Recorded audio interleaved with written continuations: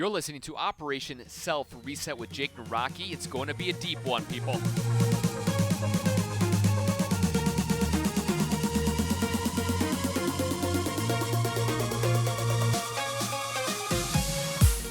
What is going on, you freaking awesome people? Welcome back to Operation Self Reset. My name is Jake and Rocky, coming to you live from Milwaukee, Wisconsin, where each and every week we dive into a different topic in the world of personal development. Today's show is brought to you by a new podcast that is coming out. It is called A Better Night's Sleep.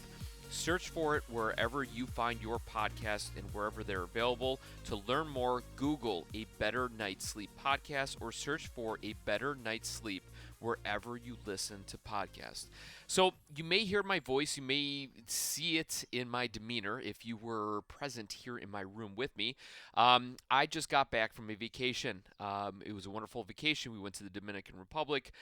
It's called Now Onyx. It was a great resort, all-inclusive. Family was there with all their kids, and it was a wonderful week.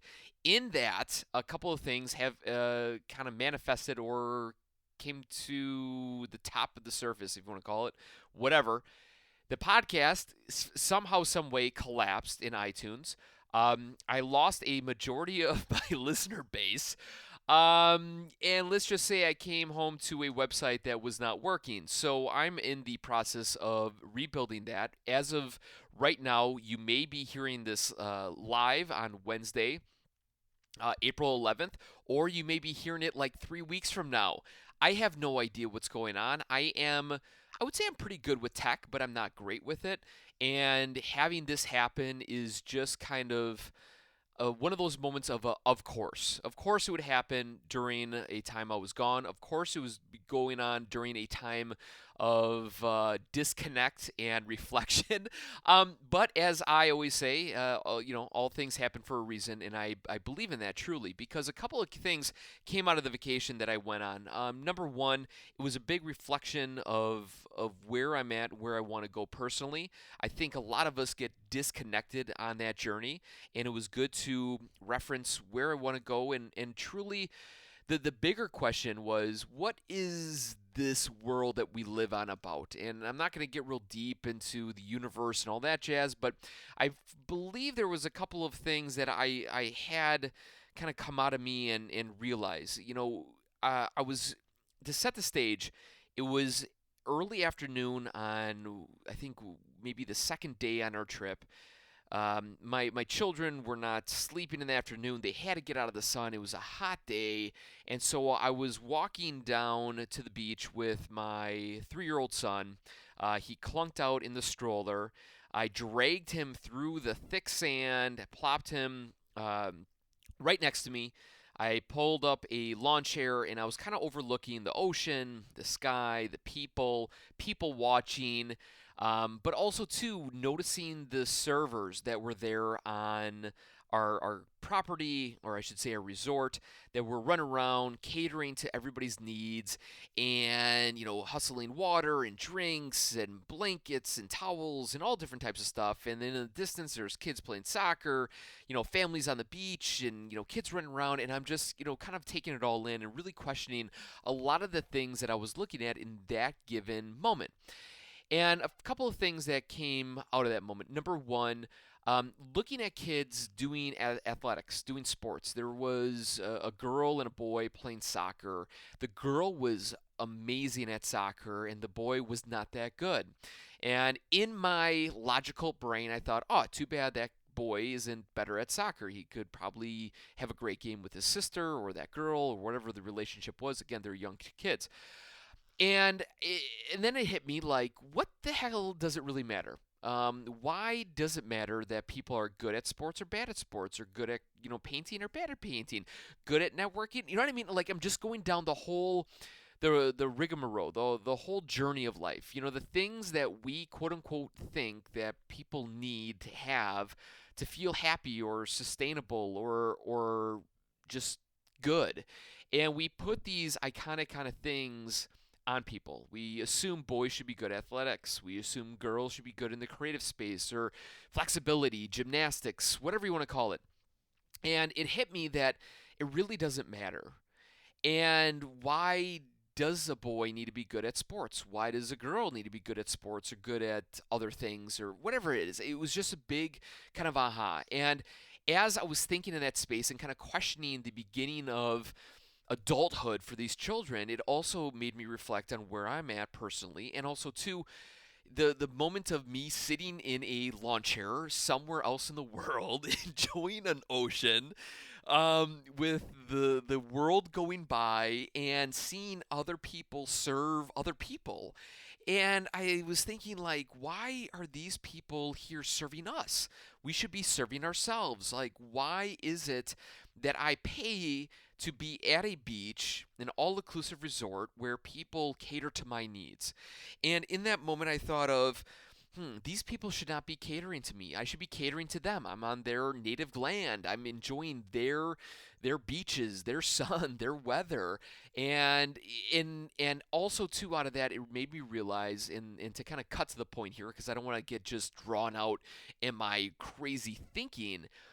But it made me think of this. There's two types of individuals at these resorts. There are either the people that think that these people are catering to my needs, or these are people that are assisting me.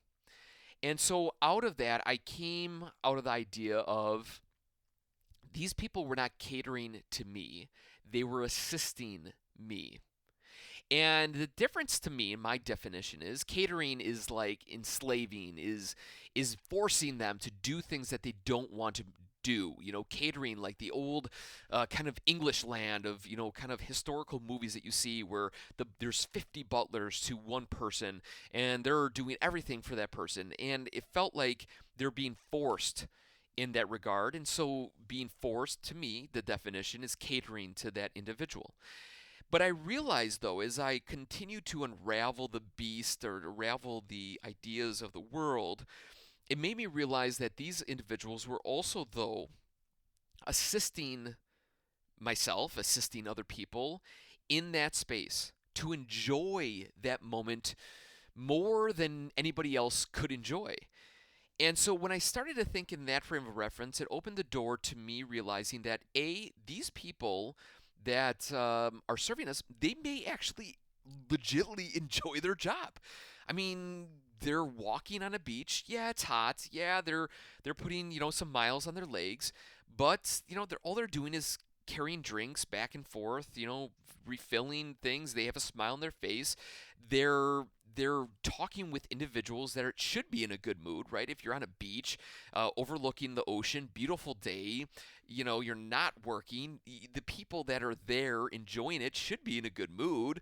I mean, for goodness sakes, they pay for the experience, and technically, they're paying for the service. And in return, the individual is paying for the assistance to get the catering, I guess, in a way. But also, too, that assistance is getting paid. And because of that, they're able to do whatever that they personally like to do. For me, I have a full time job. I cater to the citizens of Milwaukee. I work for the fire department. And in return, I get compensated. And because I get compensated, I'm able to do things that fill me up personally. And that is do this podcast and do other things with my family, right? And so as I started to question that and to think of that, it made me see and connect the dots. And it came to fruition. It really hit home is when I was sitting at our outside of our room. My wife and I had a couple of minutes to ourselves. The kids were still sleeping. A new roommate next door was checking into their room, and they were checking out the facilities, and they kind of walked by and they introduced themselves, and they're a nice couple from Denver, Colorado. And we started talking, and in the conversation, one of the lady, I should say, said basically, I kind of feel bad that these people are, serving us and stuff like that. And I didn't, in that moment, I could have laid into her my idea of assistance versus catering, but I didn't. But it made me realize that a lot of people feel the same way.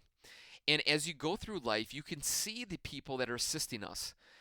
There's assistance all over the place, but yet we don't think of it like that because we feel that everybody has their job, they're doing their job.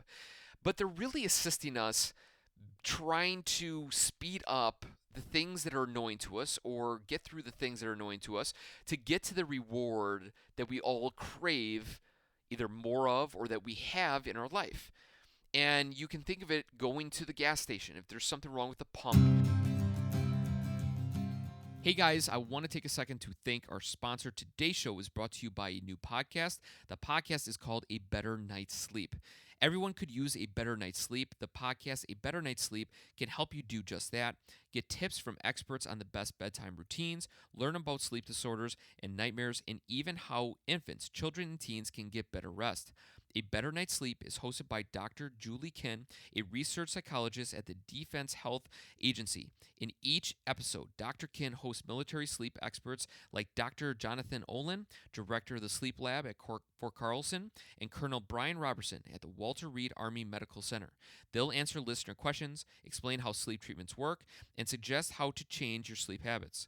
Although the podcast was created for the military community in mind, anyone can benefit from a better night's sleep.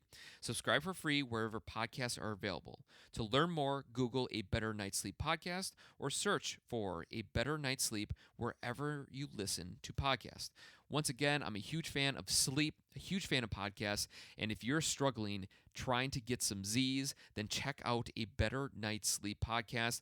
Find it wherever you listen to your podcast. And again, it's free. Nothing better than that. So thanks again to A Better Night's Sleep podcast for sponsoring the show. Now back to Operation Self Reset. Thanks.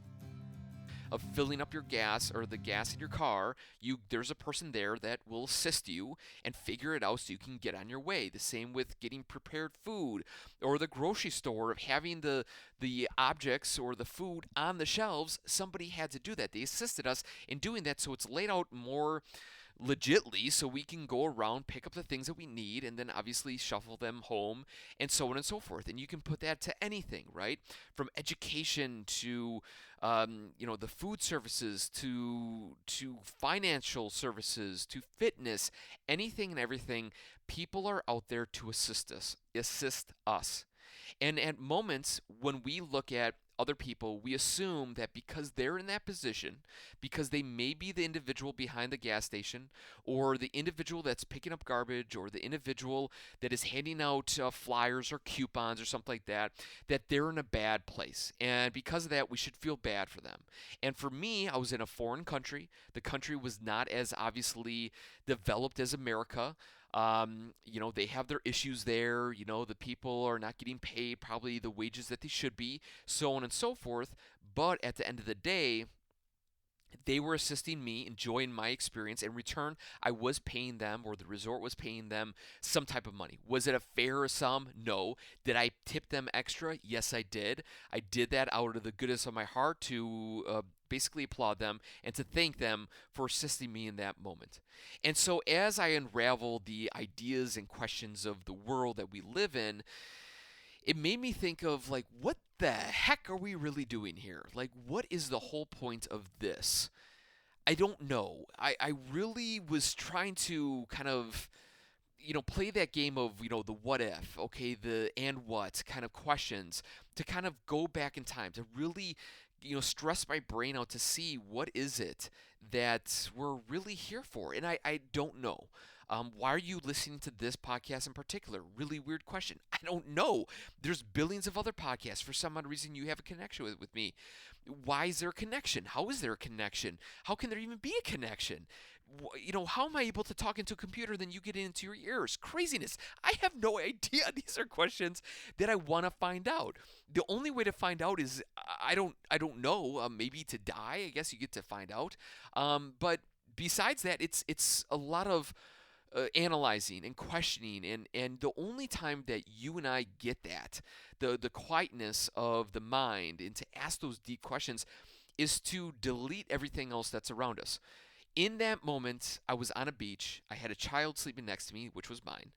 I did not have a cell phone with me. I didn't have a pad of paper. I didn't have any other distraction. The only thing that I could do was to analyze the world around me. And I thought it was really empowering. It was a really deep connection that I had with myself, with the world, with just viewing everything from a different lens, different kind of frame of reference.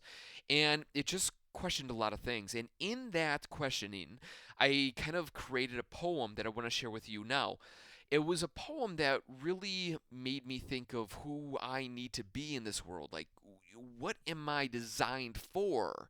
And this may relate to you, it may not. It needs some work, but it feels right in this moment to share with you because it was thought up on that beach in that moment of just pure trying to figure out clarity. And so here it is. First time reading it ever. Mark it in your calendar. This could go viral. Probably not, but this is just a little, inside scoop into my brain and how it works. To be me, I must be the best type of achiever I must be. To achieve, I must be the best type of person I can be. Yes, I thought of that on my own. Maybe somebody else wrote that somewhere. Whatever. That was legitly thought of on the beach, then wrote down on this pad of paper that I'm reading in front of you right now. Now, I want to dissect this a little bit and to break it down. Now, the first line is to be me, I must be.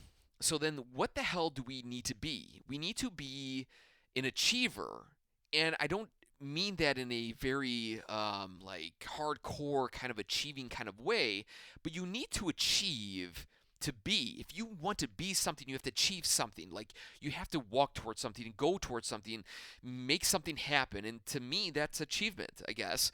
I didn't have my thesaurus, so so that was the best word. Um, and then to achieve, how do we achieve then? Well, to achieve, I must be, obviously, but then what the heck is the be? The best type of person that I can be. And so it's like it's kind of like the yin yang symbol, kind of flows together like a carousel, or two arrows that kind of are pointed towards each other's butts, and you just go circle, circle, circle. It's one of those things, but if you really think of it in a weird sense, yeah, that's kind of how life works. It's the way that we kind of analyze kind of things moving in a different direction is that we need to achieve. We must be that person. So I'm going to read it one more time with that kind of definition, and hopefully I didn't complicate it or confuse you. And before you hang up the podcast or delete this bad boy, just hang in there with me. I'm going to try to make sense of this, okay? So here it is one last time. I don't even have a title for it, but we're just going to go with it. To be me, I must be the best type of achiever I must be. To achieve, I must be the best type of person I can be. And so if you're thinking to yourself, who do you need to become? What is it that you're going for? You need to achieve something. You need to go after something. And to achieve that something, you need to be the best type of person that you can be. And all of us have different varieties and different ideas of being or achievement, and that's only for you to figure out. There is no, you have to be massive or little or excessive or crazy. You just need to be the best type of person that you can be. Now, this is very condescending to me because I'm in the world of go, go, go, think, make things happen, and you want to become stronger, faster, better. But in the same context, the only way that you can max out yourself is to be the best person that you can be right here, right now. And so if you're not in that space, if you're not maxing out who you are right now, you're not going to be able to level up to get to that next level. And I think that's what we all get caught up in. In the world of this, of creating a business or idea, of a momentum or a mission or whatever, there's a lot of pieces that need to come together to make it work and to make you guys continue to listen each and every week. The only way for that to happen is for me to be dedicated on what I can be right here, right now. If I'm not dedicated in that space, there's no way that I can use that as a snowflake to turn into a snowball, to turn into an avalanche of awesomeness, right? And so we need to be focused right here, right now, what we have and what we're capable of. And even though there is like this stick above our head with a carrot of saying, oh, you can get better at this, or learn that, or you can achieve this, or move over here. Before we can start walking towards that, we need to understand of what we're capable of so we can continuously move forward in the world. I think I confused like 99% of you guys, but hopefully to the 1% that's still listening and hanging in there, I hope this makes sense to you and connects to you of understanding that there is a lot more things that we can all be. But you can only be the best type of person that you can be right here, right now. And so it's a reminder to all of us that, yeah, we have these expectations. Yes, I can do more, I can be more, I can see more, I can be faster and stronger and financially better off, all that, those different types of ideas. But we need to be who we can be right here, right now. So chop it, end it right there. But before I end this, I want to send another realization to all of us. It was a little like crack in the universe. I was again with the kids. I think the kids kind of bring like this energy to me of clarity. I was sitting on the beach with my 7 month old, 8 month old child. He's a boy. His name is Sawyer. He is a smile bug. I mean, the guy just smiles the whole time, and he will lock eyes with you, and he will smile. If a stranger was to grab him and to run away with him, he would not cry. He would be smiling at him. It is an unbelievable blessing to have him in our lives, for sure. But regardless, he looks at people, and people from, like I said, we're in a foreign land. They see him. He smiles at these individuals he's never seen in his life. They smile back at him. And you can see people's expressions just melt on their face. Families, kids, other kids, grown adults, grandparents that were there. There's a lot of weddings, a lot of older, elder people were at this resort, and they saw this kid, my son Sawyer, smile, and they just melted. And there was people from France, there's people from Mexico, there's people from the United States, there's people from Brazil, South America, all different continents, because there's all different types of languages that were at this resort. And you could see on these people's faces that were older, seasoned, mature, married, not married, single, whatever, just have this euphoric smile of genuine happiness. And it made me think there for a second, why the hell are they smiling at a baby back?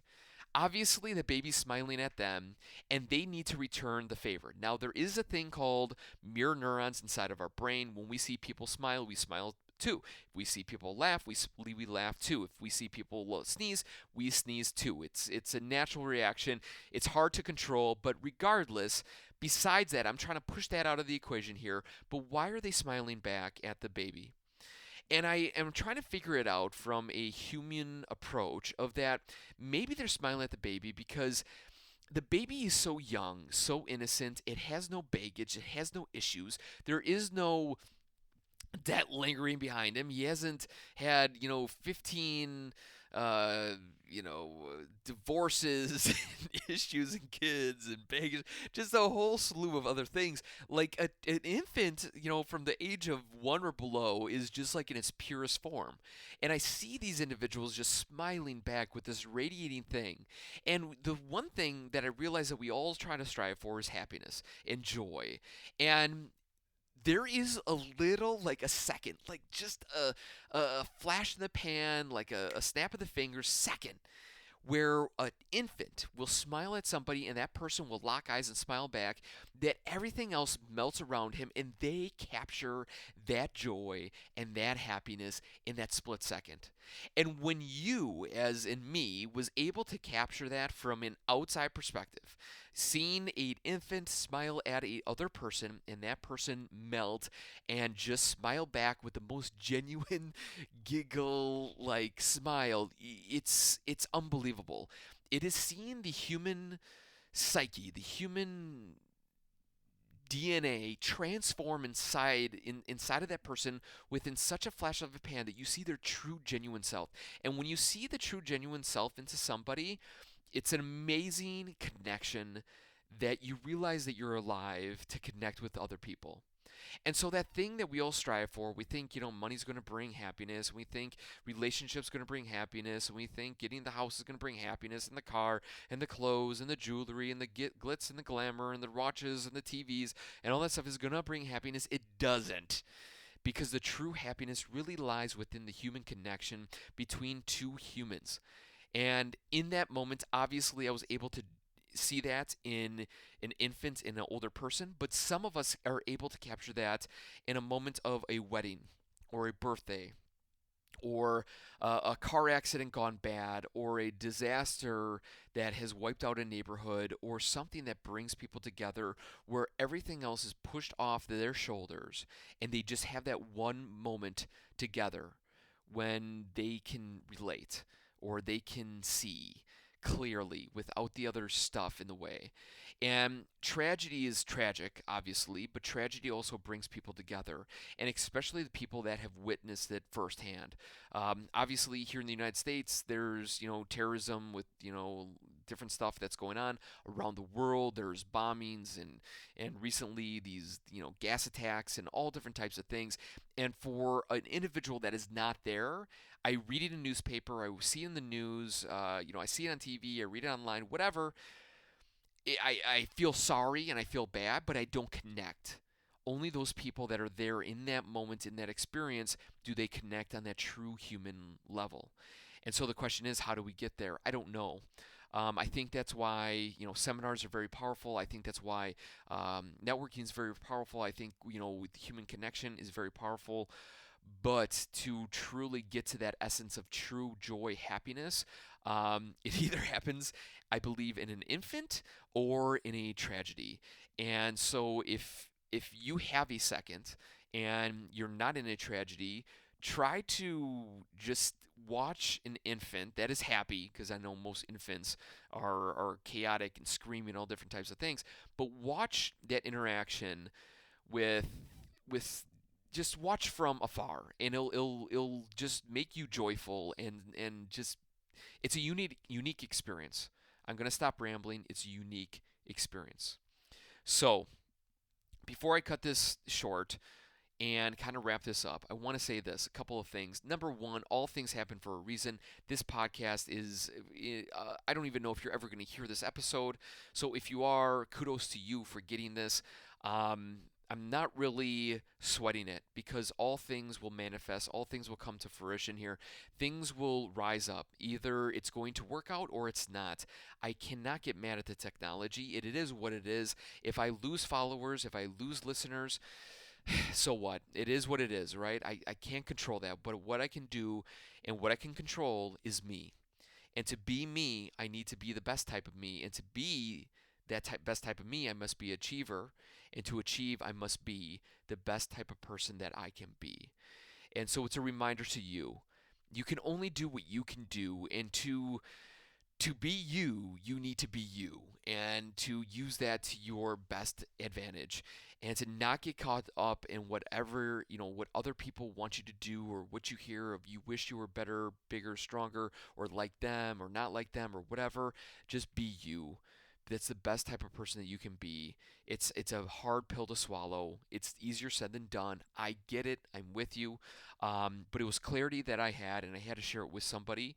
And you seem to be the best person for that. So that's my 2 cents for you guys this Wednesday. Hopefully you get this, or you may not. I have no idea. Well, with that being said, I appreciate you guys full-heartedly. I thank you for your time. If you are a long-term listener to the show, thank you. If this is your first time listening to the show, there were a lot of people that listened to the show. I have no idea if they still are. I guess I'll find out in a couple of weeks here with my analytics and all that stuff. But regardless, hey, I'm just happy to connect with the people that are listening to this, and I thank you for your time. I appreciate you. To the best of you, be the best type of you that you can be. Go out there, achieve whatever it is that you're working towards, and to achieve, again, you must be the best type of person that you can be. So, with that being said, have a great rest of your night, day, week, whatever, and we'll catch you guys later. I'm still going to be pumping out these podcasts, so I appreciate you, and we'll talk to you guys soon. Thanks for your time. I appreciate it. See ya.